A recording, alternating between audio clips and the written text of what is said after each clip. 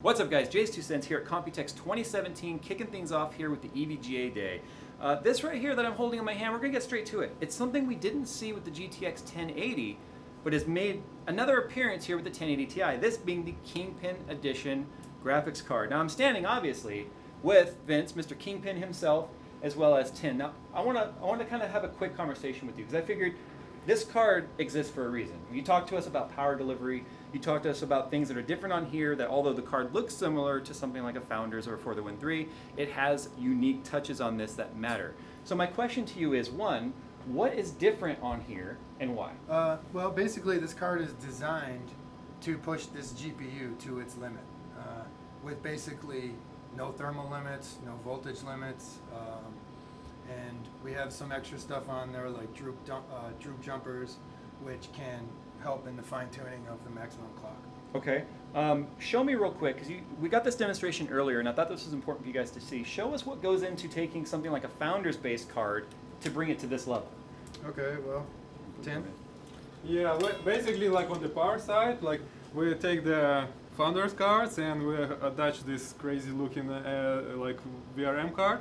So we can test all the power limitations and find out what the voltages the GPU can take, and then we know, okay, for the overclocking needs and like even for the water cooling, the gaming, what limits we have, safe limits, and then we implement all this knowledge which we learn from the using Founders Edition card into KP card, and then on the lesser level FTW card and SC cards.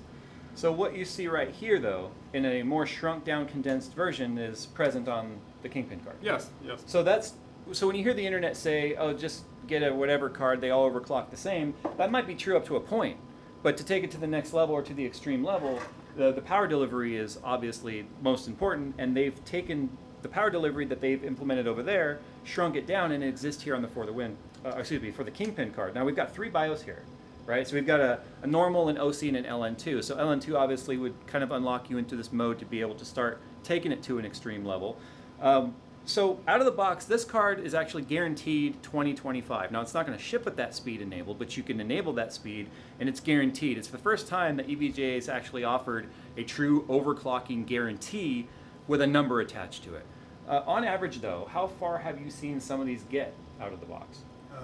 On air cooling, I've seen 2150 plus. Wow. Okay. Yeah. So not a single 1080 I've taken a look at, or 1080 Ti I've seen personally, has been able to achieve anything higher than a 2088. So that's already showing obvious improvements in the power delivery. Definitely. What's the challenge though on getting there? You can't have the card overheating, man. It has to be cool. You have to have like a cool environment in a case. Yeah, yeah. On a hot summer day, not the same kind of conditions that I have here in my lab, of course. Right. Now he's got a pretty cool system here too. He's got like a closed loop LN2 system. So it's kind of like water cooling on steroids, but it's LN2, and he's actually able to recapture some of that LN2 after it's gone through its phase, so he doesn't have to, well, let it all evaporate. You guys have seen those cooling towers where they spill out, and it just evaporates and it's gone. So he's able to recollect some of that. But he's got 4, how many gallons are these tanks? They are 180 liters each. Wow. Capacity. So, and how often do you have to refill these? Pretty much every week. Yeah. Every week. 2 to 4 tanks a week. Okay. Well, you know, I look forward to seeing this card once it's available. I don't know if we have any kind of timeline on that yet. We'll update as we know more. But yeah, this card is pretty cool. Now I asked the question upstairs, and I noticed that Kingpin cards always have mini DV ports, or excuse me, mini display ports on there, not full-size display ports. But when I asked the question and I got the answer, I felt really stupid. It's so that you can go with single slot if you're going to take the air cooler off anyway.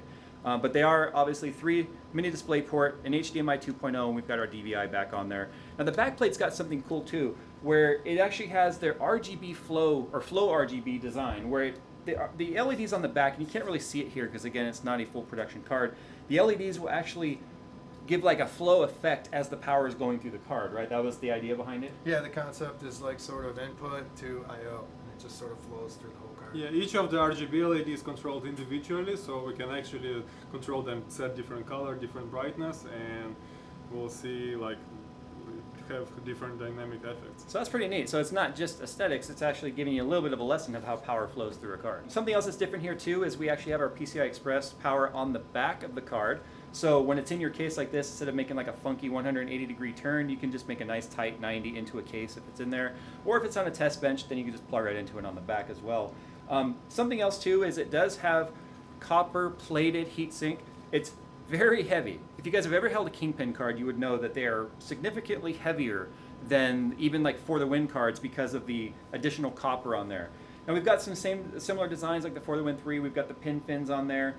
We also have probes right here that you can plug in for monitoring things like voltage and temperature. What else can you monitor off this plug? Well, this one is just for temperature, for the voltage, so you can see the GPU voltage, memory voltage, and also like 5 volt, 12 volt. If you guys didn't know, software voltage monitoring is very inaccurate.